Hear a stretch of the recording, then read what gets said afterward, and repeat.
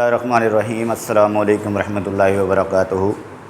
Dear students, आज हम हाज़िर हुए हैं नेक्स्ट लेक्चर के साथ। ये जो हम चैप्टर नंबर 8 9th क्लास का न्यूट्रिशन वाला पढ़ रहे थे, इसमें आज हम पढ़ेंगे प्रॉब्लम्स रिलेटेड टू न्यूट्रिशन, यानी ग़िज़ा से मुताल्लिक़ जो मसाइल होते हैं उनके बारे में पढ़ेंगे कि ग़िज़ा से मुताल्लिक़ क्या क्या मसाइल हो सकते हैं। तो आइए स्टार्ट करते हैं। Problems related to nutrition are grouped as malnutrition. Nutrition से या ग़िज़ाइयत से मुताल्लिक़ जितने भी मसाइल होंगे, जो भी मसाइल होंगे, चाहे वो ख़ुराक की कमी के हों या ख़ुराक जो है वो अगर हम ज़्यादा ले रहे हैं उसके हों, तो उनको हम मेल न्यूट्रिशन का नाम देंगे। मेल न्यूट्रिशन जो है ये एक ऐसी चीज़ है जिसमें हम मुख्तलिफ़ मसाइल देख सकते हैं। Malnutrition often refers to undernutrition resulting from. Undernutrition का मतलब होता है ग़िज़ाई किल्लत, यानी ख़ुराक में किसी किस्म की कोई कमी हो जाना। आमतौर पर हम मेल न्यूट्रिशन को इसी मीनिंग्स में लेते हैं कि किसी बंदे को अगर ख़ुराक जो है वो उतनी नहीं मिल रही जितनी उसकी एज या वेट के मुताबिक उसको मिलनी चाहिए, तो उसमें क्या क्या चीज़ें आ जाती हैं। एक तो होती है इनएडिक्वेट कंजम्पशन, कि अगर कोई बंदा जो है वो ख़ुराक जो है वो उतनी ले ही नहीं रहा जितनी उसको लेनी चाहिए। दूसरी चीज़ है पुअर एब्जॉर्प्शन, कि अगर वो ख़ुराक ले रहा है लेकिन उसके जिस्म में ना ख़ुराक सही तरह से एब्जॉर्ब नहीं हो रही, उसका डाइजेस्टिव सिस्टम सही तरह से काम नहीं कर रहा, तो उस वजह से उसके वो जो ख़ुराक है उसके जिस्म का हिस्सा नहीं बन पा रही एब्जॉर्ब होके। और तीसरी चीज़ है एक्सेसिव लॉस ऑफ न्यूट्रिएंट्स, कि जब डाइजेस्टिव सिस्टम सही तरह से नहीं काम कर रहा है, मिसाल के तौर पर अगर किसी बंदे को डायरिया का मसला है तो ख़ुराक जो है वो उसके जिस्म में ठहरेगी नहीं, और जितनी खुराक होगी और जितना भी पानी होगा वो सारे का सारा उसका बॉडी से जो है वो एक्सक्रीट आउट हो जाएगा, एलिमिनेट हो जाएगा। तो वो है एक्सेसिव लॉस ऑफ न्यूट्रिएंट्स, के जो भी वो खुराक ले रहा था वो सारी की सारी खुराक जो है वो उसके जिस्म से बाहर निकलती जा रही है। तो तीन चीज़ें हमने पढ़ी हैं जो हम मेल न्यूट्रिशन में आमतौर पर देखते हैं, कि एक तो ये अंडर न्यूट्रिशन होती है कि खुराक की किल्लत हो जाती है। दूसरा इनएडिक्वेट कंजम्पशन, के कोई बंदा जो है वो अगर खुराक जो है वो उस हिसाब से ले ही ना रहा हो जितनी उसको चाहिए, या फिर अगर वो खुराक ले रहा है लेकिन उसकी बॉडी में वो खुराक एब्जॉर्ब नहीं हो पा रही। और तीसरी चीज़ थी कि बॉडी में जो है वो खुराक ठहर ही नहीं रही, सारे के सारे न्यूट्रिएंट्स जो हैं वो उसकी बॉडी से एक्सक्रीट आउट हो जाते हैं। इसके अलावा मेल न्यूट्रिशन के अंदर ओवर न्यूट्रिशन को भी, यहाँ पे तो ऊपर हमने कहा ना अंडर न्यूट्रिशन के खुराक की किल्लत होना, और समटाइम हम मेल न्यूट्रिशन के अंदर ओवर न्यूट्रिशन को भी, ओवर न्यूट्रिशन का मतलब ये होता है कि कोई स्पेसिफिक न्यूट्रिएंट जो है ना वो कोई बंदा एक्सेस अमाउंट में ले रहा है। यानी अगर कोई बंदा जो है वो मिसाल के तौर पर ये कह सकते हैं कि वो प्रोटीन जो है वो ज़्यादा ले रहा है, या फिर वो लिपिड्स की कंसनट्रेशन जो है वो ज़्यादा ले रहा है अमाउंट्स, ठीक है। तो ओवर न्यूट्रिशन में क्या चीज़ आ जाती है, रिजल्टिंग फ्रॉम ओवर ईटिंग, ज़्यादा खाना, अपनी ज़रूरत से अपनी रिक्वायरमेंट से ज़्यादा अगर कोई बंदा जो है वो खुराक ले रहा है तो उसको हम ओवर ईटिंग या ओवर न्यूट्रिशन का नाम दे सकते हैं। और excessive intake of specific nutrient, किसी एक स्पेसिफिक न्यूट्रिएंट को ज़्यादा ले रहे होना, जैसे मिसाल के तौर पर कुछ लोग गोश्त बहुत ज़्यादा खाते हैं तो उस सूरत में वो प्रोटीन बहुत ज़्यादा ले रहे होते हैं, तो उसकी वजह से भी मसाइल का सामना हो सकता है। इसके बाद हैं इफ़ेक्ट्स ऑफ मेल न्यूट्रिशन, के मेल न्यूट्रिशन की वजह से कॉमनली क्या इफ़ेक्ट हो रहे होते हैं इंसानों को। Most commonly malnourished people either do not have enough calories in their diet. आमतौर पर तो वो अंडर न्यूट्रिशन, जैसे हमने ऊपर भी बात की है कि जो अंडर न्यूट्रिशन होती है यानी ग़िज़ाई किल्लत होती है, उसको ही हम मेल न्यूट्रिशन में ज़्यादातर कंसिडर कर रहे होते हैं। तो ज़्यादातर लोग जो होते हैं वो उनकी खुराक जो है ना उसमें उतनी कैलोरीज मौजूद नहीं होती, उतनी एनर्जी मौजूद नहीं होती जितनी उनको रिक्वायर है। और eat a diet that lacks protein, या फिर वो ऐसी खुराक खा रहे होते हैं जिस खुराक के अंदर जो है प्रोटीन की मिकदार बहुत कम होती है। एक चीज़ हमने कहा कि उनकी खुराक में कैलोरीज पूरी नहीं होती, एनर्जी पूरी नहीं होती, और दूसरा वो ऐसी खुराक ले रहे होते हैं जिसके अंदर प्रोटीन की कमी होती है, यानी बाकी चीज़ें तो वो खा रहे होते हैं, ज़्यादातर वो कार्बोहाइड्रेट्स वगैरह तो ले रहे होते हैं लेकिन प्रोटीन वाली डाइट वो कम ले रहे होते हैं। इसके अलावा उसमें विटामिन्स और ट्रेस मिनरल जो हैं वो कम हों, यानी एक चीज़ हमने कहा कि कैलोरीज कम हो, और दूसरी चीज़ हमने कहा कि जो है वो उनके अंदर खुराक के अंदर प्रोटीन, विटामिन्स या मिनरल्स वगैरह जो हों वो कम हों। अच्छा जी, उसके बाद मेल न्यूट्रिशन की वजह से क्या होता है कि जो पर्सन का इम्यून सिस्टम होता है ना वो वीक हो जाता है। इम्यून सिस्टम यानी मदाफ़ती निज़ाम जो बीमारियों के ख़िलाफ़ लड़ने वाला उसका सिस्टम है वो वीक होना शुरू हो जाता है। इसके अलावा उसकी फ़िज़िकल और मेंटल हेल्थ के ऊपर बहुत बुरा इफ़ेक्ट पड़ता है पर्सन के। और उसके अलावा स्लो थिंकिंग यानी उसकी जो इंटेलिजेंस होती है, थिंकिंग एबिलिटीज़ होती हैं, वो भी मेल न्यूट्रिशन की वजह से काफ़ी इफ़ेक्ट हो रही होती हैं। और उसकी ग्रोथ जो है वो स्टंट होना शुरू हो जाती है, स्टंट्स ग्रोथ हो जाती है, यानी ग्रोथ रुक जाती है।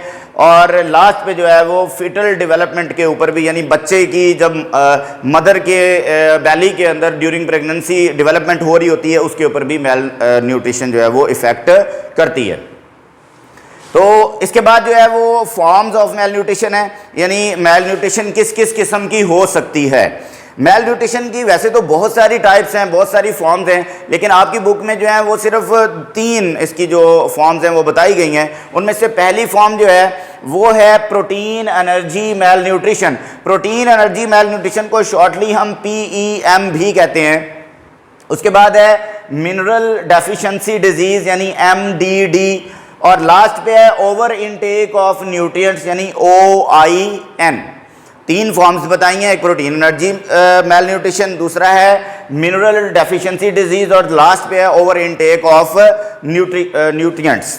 आज के लेक्चर में हम जो पहली 2 फॉर्म्स हैं यानी प्रोटीन एनर्जी मेल न्यूट्रिशन और मिनरल डेफिशिएंसी डिजीज़ जो है इसको कवर करेंगे, और जो लास्ट वाली रह गई है OIN यानी ओवर इनटेक ऑफ न्यूट्रिएंट्स, इसको हम नेक्स्ट जो हमारा लेक्चर होगा जिसमें हम इफ़ेक्ट्स ऑफ मेल न्यूट्रिशन को पढ़ेंगे उसके साथ जो है वो हम कवर कर लेंगे।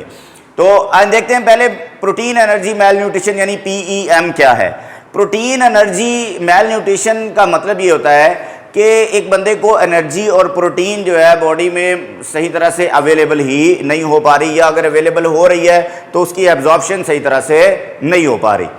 Protein energy malnutrition means inadequate ability. पहली बात तो यह है कि बंदे को मुनासिब मिकदार में प्रोटीन और एनर्जी मिल नहीं रही, और एब्जॉर्प्शन या फिर मिल रही है तो वो एब्जॉर्ब नहीं हो पा रही, और जब वो एब्जॉर्ब नहीं हो पा रही तो उसकी वजह से उसकी बॉडी में प्रोटीन और एनर्जी की जो है वो कमी होना शुरू हो जाएगी, जिसके बहुत साइड इफ़ेक्ट्स हो सकते हैं। Protein energy malnutrition means inadequate ability और absorption of energy and proteins in the body. और सेकंड पॉइंट इसका है कि protein energy malnutrition is the leading cause of death. ये जो प्रोटीन एनर्जी मेल न्यूट्रिशन है ये सबसे बड़ी वजह है डेथ की। किसकी डेथ की? बच्चों की डेथ की। In children in developing countries, तरक्की पजीर ममालिक में बच्चों की डेथ की सबसे बड़ी वजह जो है वो ये प्रोटीन एनर्जी मेल न्यूट्रिशन होती है। और इसकी वजह से वैसे तो बहुत सारी बीमारियां होती है, लेकिन आपकी बुक में जो है वो 2 बीमारियां जो इसके वजह से होने वाली बताई गई हैं। एक जो है वो क्वाशिरकोर है और दूसरा है मेरस्मस। पहले हम क्वाशिरकोर को देखेंगे कि क्वाशिरकोर जो है ये कौन सी बीमारी है और ये कब हो रही होती है और किसको होती है। क्वाशिरकोर जो है occur due to protein deficiency at the age of 12 months. जब बच्चे की उम्र 12 माह यानी तकरीबन 1 साल के राउंड अबाउट होती है, उस वक़्त ये बीमारी बच्चे को हो सकती है। और किस सूरत में होती है? उस सूरत में होती है जब उसकी ब्रेस्ट फीडिंग यानी मदर की तरफ से जो उसको ब्रेस्ट फीडिंग मिल रही थी, उसको जो मिल्क पिलाया जा रहा था, अगर वो डिसकंटिन्यूड हो जाए, वो उसका जो है ना उसको रोक दिया जाए, बच्चा खुद पीना छोड़ दे माँ का दूध, या फिर जो है वो उसको किसी और वजह से माँ में दूध की कमी हो गई है उस वजह से जो है वो रुक जाए। तो अगर बच्चा जो है उसकी ब्रेस्ट फीडिंग को 12 मंथ के एज तक रोक दिया जाए या वो रुक जाए, दूध पीना छोड़ दे, तो उस सूरत में ये क्वाशिरकोर की बीमारी हो सकती है।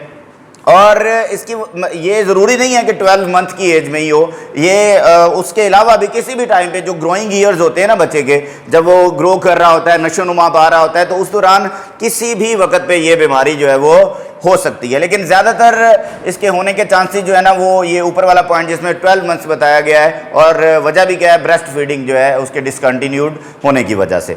इसके अलावा इसमें होता क्या है? क्वाशिरकोर जो होती है इसमें चिल्ड्रन जो है उसकी हाइट तो नॉर्मल हो जाती है, यानी नॉर्मली वो कद उसका सही बढ़ रहा होता है, लेकिन उसका वो एबनॉर्मली थिन होता है। एबनॉर्मली थिन का मतलब है कि वो बिल्कुल समझें कि एक्स्ट्रा स्मार्ट होता है, ठीक है, यानी वो लंबा सा कद उसका बन जाता है, लंबा तिरंगा सा कद होता है उसका, लेकिन उसकी जो होती है विड्थ होती है, या वो मोटा नहीं होता, बहुत पतला होता है, बिल्कुल स्मार्ट सा होता है। ठीक है, तो इस सूरत में ये किस सूरत में हो रहा था, क्वाशीरकोर या प्रोटीन की डेफिशिएंसी की वजह से हो रहा होता है कि चिल्ड्रन में grow to normal height, height उसकी नॉर्मल हो जाएगी, बट आर एबनॉर्मली थिन, लेकिन एबनॉर्मली वो बहुत सारा ज़्यादा जो है वो स्मार्ट होगा। उसके बाद दूसरी बीमारी है मैरस्मस। मैरस्मस जो है ये कब हो रही होती है, ये बच्चे की उम्र जब 6 माह से 1 साल तक के दौरान जो है ना ये बीमारी हो सकती है। Usually develop between the age of 6 months and 1 year. 6 माह से 1 साल तक जब उसकी उम्र होती है तो उस वक्त ये बीमारी जो है वो बच्चे को लग सकती है। और इसमें होता क्या है कि जो पेशेंट है, यानी वो बच्चा जिसको मैरस्मस जो की बीमारी हो गई है, उसके पूरे जो बॉडी फैट होते हैं ना वो लूज हो जाते हैं, यानी बॉडी फैट उसके बिल्कुल ख़त्म हो जाते हैं और उसकी मसल स्ट्रेंथ भी ख़त्म हो जाती है और वो ऐसा लग रहा होता है जैसे कोई ढांचा है, एक स्केलेटल अपीयरेंस उसकी हो जाती है, हड्डियां ही हड्डियां नजर आ रही होती हैं उसमें। ठीक है, तो patient lose all their body fat, patient जो है वो अपने बॉडी फैट्स को लूज कर देता है एंड मसल स्ट्रेंथ को, और हम अपने जो उसके पट्ठों की ताकत होती है, मसल्स की जो स्ट्रेंथ होती है, वो सारी की सारी उसकी ख़त्म हो जाती है। और एंड एक्वायर स्केलेटल अपीयरेंस, और उसकी अपीयरेंस जो है वो किस तरह की हो जाती है, वो किस तरह का दिख रहा होता है, जैसे एक ढांचा होता है, बिल्कुल हड्डियां नजर आ रही होती हैं उसकी, इसकी पसलियां, उस यानी गोश्त तो नजर ही नहीं आता उसकी बॉडी के ऊपर, ऐसा लग रहा होता है कि जैसे ये सिर्फ एक हड्डियों का बना हुआ ढांचा है जिसके ऊपर स्किन चढ़ी हुई है और अंदर मसल्स बिल्कुल भी मौजूद नहीं है। तो ये 2 डिजीजेज हो गई जो कि प्रोटीन एनर्जी मेल न्यूट्रिशन की वजह से हो रही होती हैं। इसके बाद नेक्स्ट जो है वो है हमारा जो दूसरी फॉर्म थी मेल न्यूट्रिशन की, मिनरल डेफिशिएंसी डिजीज यानी MDD। अब मिनरल डेफिशिएंसी की वजह से जो बीमारियां होती हैं ये इंसानों में बहुत रेयर हैं, कोई इतनी ज़्यादा जो है वो ये बीमारियां ये नहीं हो रही होती। Diseases resulting from the deficiency of a mineral are relatively rare among humans। इंसानों में ये बीमारियां जो हैं वो इतनी ज़्यादा नहीं होती, यानी रेयर होती हैं। यहाँ पर आपकी बुक में 2 डिजीज़ के बारे में जिक्र किया गया है जो मिनरल डेफिशिएंसी की वजह से हो रही होती हैं। उनमें पहली जो बीमारी है जिसको गोइटर कहा जाता है और दूसरी जो है वो एनीमिया है। गोइटर जो है ये एक ऐसी कंडीशन है जो कब होती है, जिस वक्त हमारी खुराक में आयोडीन की कमी होती है। आपने अक्सर आयोडीन का नाम सुना होगा, आयोडीन मिला नमक जो होता है, आयोडाइज्ड साल्ट जो है वो आमतौर पर अब यूज़ होता है। ठीक है, तो ये वो आयोडीन जो हमारे आमतौर पर नमक के अंदर या पानी के अंदर मौजूद होती है, ये उसकी वजह से, उसकी कमी की वजह से हो रही होती है। जब किसी बंदे को आयोडीन की डेफिशिएंसी हो जाए तो उसको गोइटर का मसला हो सकता है। अब असल में फंक्शन क्या है आयोडीन का? आयोडीन को हमारी बॉडी में, हमारे यहाँ पे नेक रीजन में एक ग्लैंड मौजूद होता है जिसको थायराइड ग्लैंड कहते हैं। ये थायराइड ग्लैंड जो है ये हमारी बॉडी के लिए बहुत इंपॉर्टेंट ग्लैंड है और ये बहुत इंपॉर्टेंट हार्मोन सिक्रीट करता है, और वो हार्मोन जो है वो हमारी बॉडी की नॉर्मल फंक्शनिंग और नॉर्मल ग्रोथ के लिए बहुत इंपॉर्टेंट और बहुत एसेंशियल है। उसके बगैर जो है वो हमारी बॉडी ना तो नॉर्मली फंक्शन कर सकती है ना ही नॉर्मली ग्रो कर सकती है। तो iodine is used by thyroid gland. Iodine को कौन यूज़ करता है? उसको थायराइड ग्लैंड जो है वो यूज़ करता है। किस लिए यूज़ करता है? टू प्रोड्यूस अ हार्मोन, एक हार्मोन प्रोड्यूस करने के लिए that control the bodies normal functioning. वो हार्मोन क्या करता है? वो हमारी बॉडी की नॉर्मल फंक्शनिंग को कंट्रोल कर रहा होता है एंड ग्रोथ, और बॉडी की ग्रोथ यानी नशोनुमा को भी कंट्रोल कर रहा होता है। अब अगर किसी पर्सन में डेफिशिएंसी हो जाए आयोडीन की तो उसकी वजह से फिर क्या होता है? If sufficient iodine is not available in a person's diet, अगर किसी पर्सन की, किसी बंदे की खुराक में जितनी थोड़ी सी मिकदार, मामूली कलील सी मिकदार इसकी आयोडीन की चाहिए होती है, अगर वो मौजूद ना हो, ठीक है, तो उससे क्या होगा? थायराइड ग्लैंड जो है, जो कि यूज़ करता था आयोडीन को अपनी नॉर्मल फंक्शनिंग के लिए, वो सही तरह से फंक्शन नहीं कर सकेगा और अपने हार्मोन्स जो है वो प्रोड्यूस नहीं कर पाएगा। तो वो क्या होना शुरू हो जाएगा? इनलार्ज्ड होना शुरू हो जाएगा। थायराइड ग्लैंड्स बिकम इनलार्ज्ड, यानी उसका साइज बढ़ना शुरू हो जाएगा and it results in swelling in neck. जारी बात है कि नेक के अंदर वो मौजूद है, तो जब उसका साइज बढ़ेगा तो बाहर से नेक जो है वो फूलना शुरू हो जाएगी, सूजना शुरू हो जाएगी, और वो बाकायदा तौर पर वाज़ेह नज़र आती है कि ये किसी पर्सन की जो नेक है वो फूली हुई है या सूजी हुई है। तो इस कंडीशन को जो है वो गॉइटर का नाम दिया जाता है। ये गॉइटर की बीमारी जो है इसको ठीक किया जा सकता है अगर हम बाद में भी आयोडीन जो है उसको जितनी अमाउंट में, इनफ अमाउंट में रिक्वायर्ड होती है उतनी लेना शुरू कर दें। तो इसके बाद दूसरी जो बीमारी है जो मिनरल डेफिशिएंसी की वजह से होती है वो है एनीमिया। एनीमिया का लिटरल मीनिंग है लैक ऑफ ब्लड, यानी खून में कमी हो जाना। इस बीमारी के बारे में जब हमने कैल्शियम और आयरन को मिनरल वाले टॉपिक में पढ़ा था तो उसमें भी मैंने ये काफ़ी डिटेल से बताया था कि ये एनीमिया क्या होती है। डेफिशिएंसी या लैक ऑफ ब्लड को एनीमिया कहते हैं, और ये मिनरल डेफिशिएंसी से होने वाली सबसे कॉमन डिजीज़ है, यानी सबसे ज़्यादा जो डिजीज़ मिनरल डेफिशिएंसी से हो रही होती है वो ये एनीमिया है। ठीक है जी। तो anaemia is the most common of all mineral deficiency disease. जितनी भी मिनरल डेफिशिएंसी डिजीज़ हैं उनमें सबसे ज़्यादा कॉमनली ये होती है। और एनीमिया असल में हो कब रही होती है? एनीमिया इज़ कॉज्ड, एनीमिया होती है when the number of RBCs are reduced than the normal. जब हमारी बॉडी के अंदर रेड ब्लड सेल्स की उतनी तादाद ना बन रही हो जितनी तादाद हमारी बॉडी में रिक्वायर्ड होती है। तो ये तो इसकी होगी वजह कि एनीमिया कब होती है कि जब हमारी बॉडी के अंदर रेड ब्लड सेल जो है वो उतने ना बन रहे हों जितने बनने चाहिए। इसके बाद है हीमोग्लोबिन, एक मॉलिक्यूल है, इसके बारे में भी हम पहले जिक्र कर चुके हैं कि हीमोग्लोबिन जो है ये एक ऑक्सीजन कैरिंग प्रोटीन होती है जो हमारे रेड ब्लड सेल्स के अंदर मौजूद होती है। और इस हीमोग्लोबिन मॉलिक्यूल का जो सेंट्रल एटम है, बिल्कुल सेंटर में जो एटम होता है वो आयरन होता है। यानी आप देखें अगर आयरन मिनरल की डेफिशिएंसी होगी ना तो उससे क्या हो जाएगा? हीमोग्लोबिन की डेफिशिएंसी हो जाएगी। और अगर हीमोग्लोबिन की डेफिशिएंसी हो जाएगी तो उसकी वजह से जो आरबीसीज हैं उनकी भी डेफिशिएंसी हो जाएगी, और इन रिजल्ट क्या होगा कि एनीमिया यानी लैक ऑफ ब्लड हो जाएगा। Haemoglobin molecules contain a single atom of iron. इसके अंदर क्या होता है? सिंगल एटम ऑफ आयरन होता है। कहां पर मौजूद होता है? उसके सेंटर में मौजूद होता है हीमोग्लोबिन के। If body fails to receive sufficient amount of iron, अगर बॉडी जो है वो सफिशिएंट अमाउंट में आयरन ना उसको मिल रहा हो, एक बंदे को आयरन जो है वो सही तरह से ना मिल रहा हो, adequate number of haemoglobin not found, जितना बॉडी में हीमोग्लोबिन रिक्वायर्ड होगा ना उतना वो नहीं बन सकेगा। ठीक है। और जब ये हीमोग्लोबिन उतना नहीं बन सकेगी जितनी चाहिए तो इस केस में क्या होगा कि आरबीसीज की यानी रेड ब्लड सेल्स की फंक्शनिंग बहुत मुतासिर होगी, क्योंकि आरबीसीज जो हैं वो हीमोग्लोबिन के साथ मिलकर ही तो काम करते हैं। बगैर हीमोग्लोबिन के आरबीसीज भी मुकम्मल नहीं है, वो इनकम्प्लीट होते हैं। और पेशेंट जो है जिसके अंदर आरबीसीज और हीमोग्लोबिन की कमी हो गई है वो पेशेंट दिन ब दिन वीक होता जाएगा, कमज़ोर होता जाएगा, क्योंकि उसकी बॉडी सेल्स को ऑक्सीजन जो है वो सही तरह से ट्रांसपोर्ट नहीं हो पा रही होगी। और जब ऑक्सीजन ट्रांसपोर्ट नहीं हो पा रही होगी तो उसमें सेलुलर रेस्पिरेशन नहीं होगी। सेलुलर रेस्पिरेशन नहीं होगी तो एनर्जी नहीं बनेगी, और एनर्जी नहीं बनेगी तो बॉडी सही तरह से ग्रो नहीं कर पाएगी। तो ये था एनीमिया। एक बार हम इसको रिवाइज कर लेते हैं पूरे टॉपिक को, ताकि अगर किसी को कोई चीज़, कोई पॉइंट नहीं समझ आया तो वो उसको दोबारा से रिवाइज करने पे समझ आ जाए। आज का टॉपिक था हमारा प्रॉब्लम्स रिलेटेड टू न्यूट्रिशन, यानी मेल न्यूट्रिशन से मुतालिक जितने भी मसाइल होते हैं उन सब को हम एक वर्ड से बयान करते हैं और वो वर्ड है मेल न्यूट्रिशन। मेल न्यूट्रिशन आमतौर पर हम अंडर न्यूट्रिशन को कहते हैं, जिसमें एक बंदे को जो है वो न्यूट्रिएंट्स की इनएडुकेट कंजम्पशन कर रहा हो, कि उसको न्यूट्रिएंट्स पूरी तरह ना मिल रहे हों, या न्यूट्रिएंट्स उसकी बॉडी में एब्जॉर्ब ना हो रहे हों, या न्यूट्रिएंट्स उसकी बॉडी में ठहर ना रहे हों और ज़ाया हो रहे हों। समटाइम हम मेल न्यूट्रिशन के अंदर ओवर न्यूट्रिशन को भी ऐड कर लेते हैं कि ओवर न्यूट्रिशन क्या होती है? ओवर ईटिंग होती है, या किसी भी स्पेसिफिक न्यूट्रिएंट को, कोई एक खास न्यूट्रिएंट जो है उसको अगर हम उसका इंटेक अगर ज़्यादा कर रहे हो।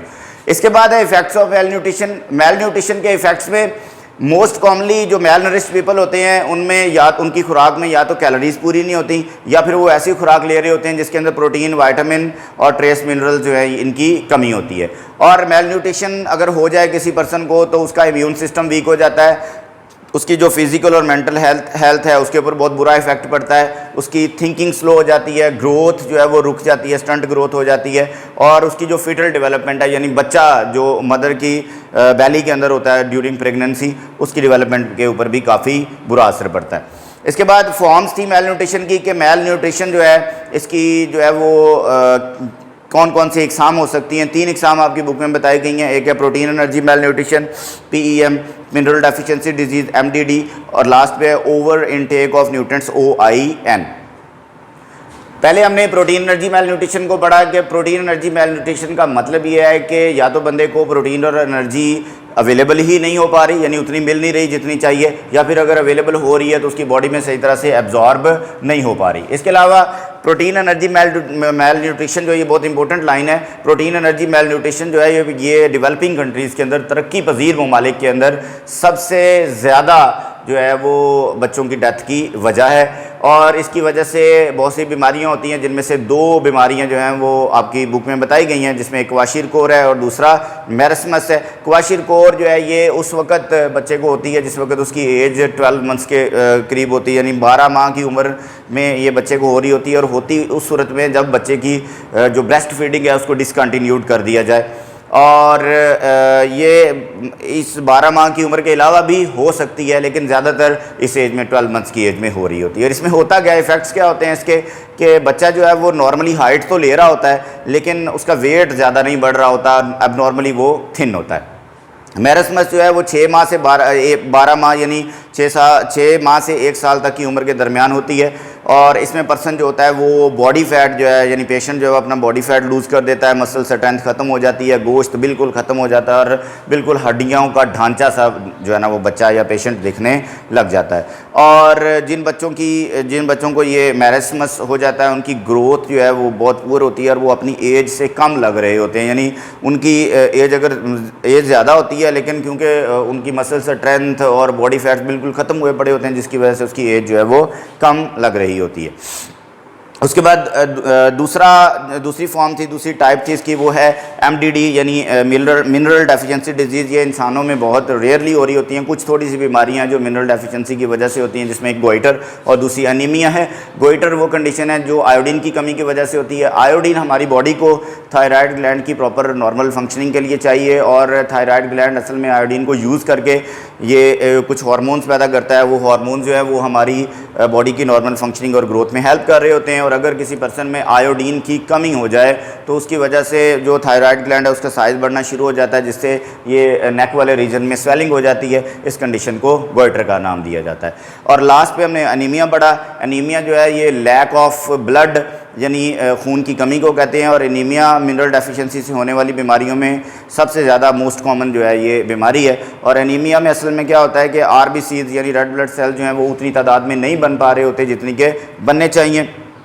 और असल में क्या होता है कि हमारे रेड ब्लड सेल्स के अंदर एक प्रोटीन मौजूद होती है जिसका नाम है हीमोग्लोबिन, और उस हीमोग्लोबिन प्रोटीन का जो सेंट्रल एटम है वो आयरन होता है। तो अगर आयरन किसी पर्सन में आयरन की कमी हो रही है तो मतलब हीमोग्लोबिन की कमी हो रही है, और हीमोग्लोबिन की कमी हो रही है तो RBCs की भी इन रिज़ल्ट कमी हो रही होगी, और RBC सही तरह से काम भी नहीं कर पाएंगे। और ऐसा पर्सन जो है वो दिन ब दिन वीक होता जाएगा, और उसमें वीक इसलिए हो रहा होगा क्योंकि उसके बॉडी सेल्स को ऑक्सीजन की सप्लाई जो है वो पूरी तरह से नहीं हो पा रही होगी। तो ये था बच्चों आज का हमारा लेक्चर। इंशाल्लाह हम जब नेक्स्ट लेक्चर करेंगे तो उसमें ये जो लास्ट फॉर्म थी ओवर इनटेक ऑफ न्यूट्रिएंट की, ये और plus effects of male nutrition जो है वो इंशाल्लाह कवर करेंगे। अल्लाह हाफिज़।